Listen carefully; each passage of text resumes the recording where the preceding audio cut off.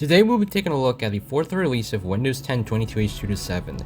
Here I'll showcase some improvements made to enhance the accuracy of the OS.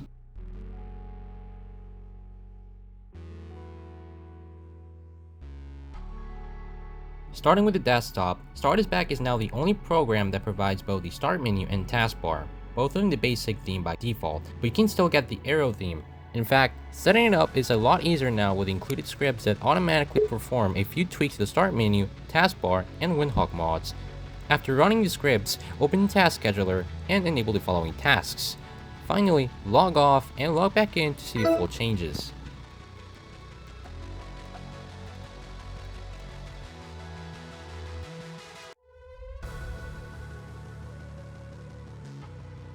This mod was also made with Explorer 7 in mind, which allows you to run the actual Windows 7 Explorer shell on modern releases. Download the latest release from the official GitHub repo, then extract the contents and move them over to the C directory. Grab a Windows 7 installation media and follow the setup. But do not log out yet. First, navigate to the EAT7 folder inside the Documents library. Import the direct file, then run the included script inside the folder of your setup of choice. Finally, log out and log back in.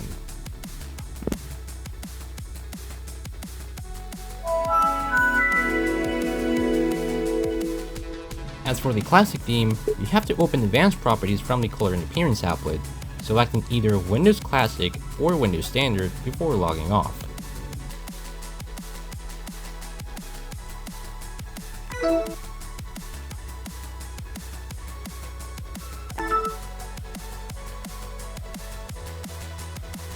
Moving on to Control Panel, you can find more accurate pages such as User Accounts, Network and Sharing Center,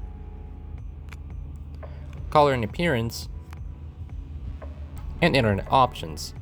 Here's also the addition of the Windows Defender and Location and Other Sensors entries. Plus, you can now access the Windows 7 Region and Language applet, which includes the possibility of enabling the language bar. Opening the Personalization applet, and you will find a huge load of regional themes to choose from, each one with its respective sound scheme. As for the programs, there is now the Windows 7 Media Player, which has the Bing button at the bottom left corner. Here's also the tablet PC input panel, but it only launches whenever you open another program such as Registry Editor for some reason. Plus, the on-screen keyboard doesn't work. You can also get a Windows 7-like boot screen by clicking on the shortcut inside the Documents library and running setup.exe. In the setup, click Install, wait a couple seconds, and now you have the Windows 7 boot screen.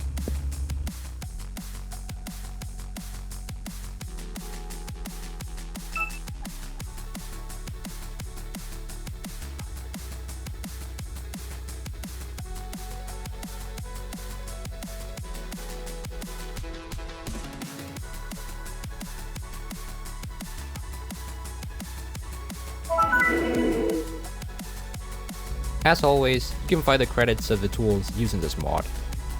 Hope you guys have a lovely day, and I'll see you in the next one.